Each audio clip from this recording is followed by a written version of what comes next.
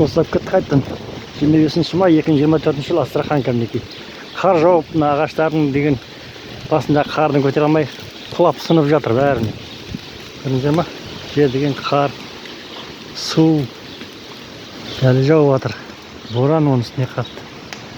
Жел болып тұр. Тауға үстіне болып кетті. Бірдің ішінде. Байқана. Саралаев. Тайлайын жасау. Жер қатты.